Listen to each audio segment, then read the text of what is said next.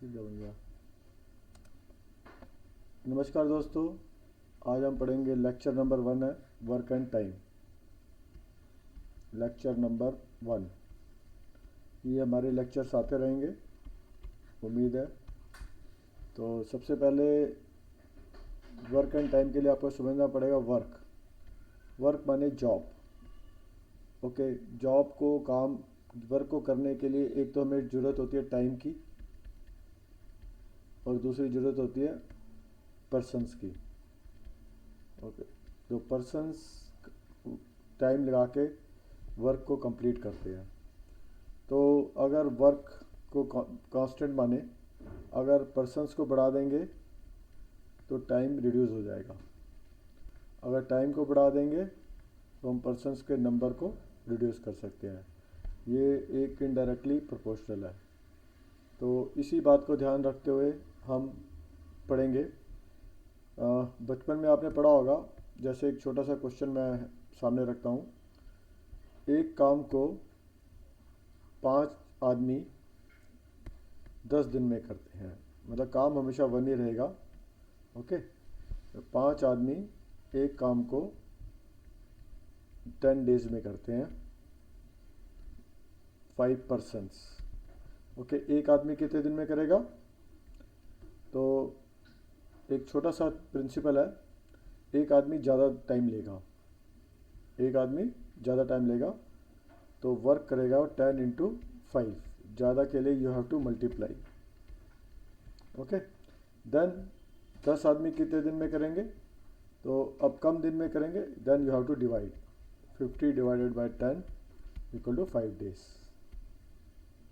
तो this is the basic principle work और time का।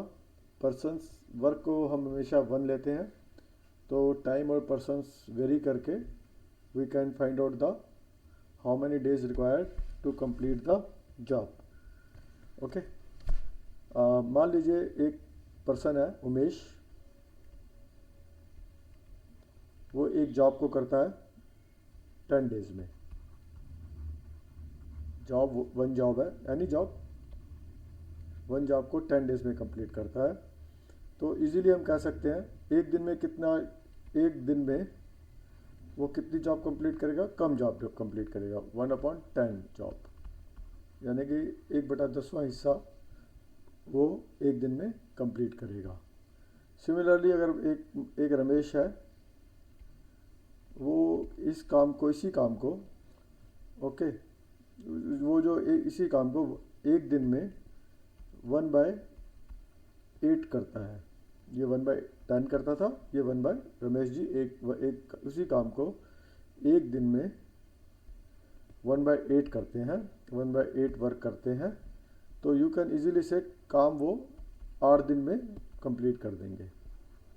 ओके, 8 डेज में काम को कंप्लीट कर देंगे। कैसे आया? 1/8 डेज में करते हैं, मान लीजिए वो n डेज लेंगे तो काम कंप्लीट हो जाएगा 1 डे में, तो n इक्वल टू 8।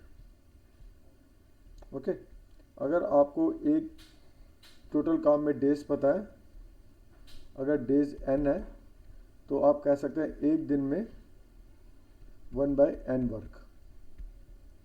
ओके, अगर आपको पता है कि एक दिन में कितना काम होता है, अगर 1/n वर्क होता है एक दिन में, तो इजीली आप कह सकते हैं तो काम को n डेज लगेंगे। These are the basic rules and fundamentals which will be used in the subsequent lecture. एक और आपको बढ़ाते हैं। मान लीजिए 12 आदमी एक काम को 20 डेज में करते हैं। 12 आदमी एक काम को 20 डेज में करते हैं, तो 15 आदमी उसी काम को 15 मैन उसी काम को कितने दिन में करेंगे? तो इजीली यू कैन इजी से 12 आदमी करते हैं एक काम को 20 डेज में। ओके, और एक आदमी कितने दिन में करेगा? ज़्यादा दिन में करेगा, 20 इंटू 12। और 15 आदमी कम दिन में करेंगे, तो 15 से भाग, 3 चौक 12, 3 पंजे 15, 5 चौक 20, यू कैन से 16 दिन में कर देंगे।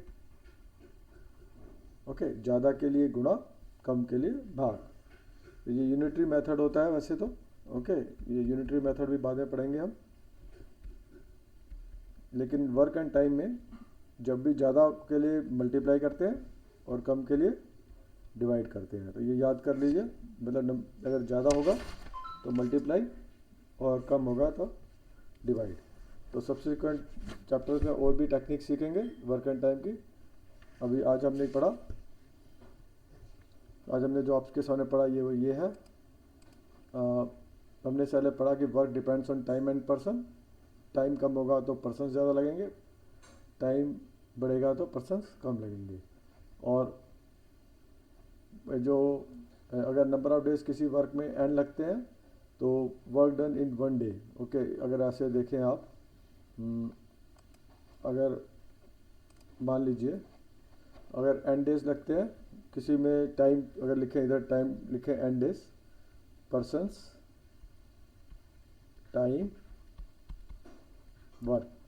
ओके, वर्क डन, वर्क हमेशा 1 ही रहेगा। We will talk about the 1 work.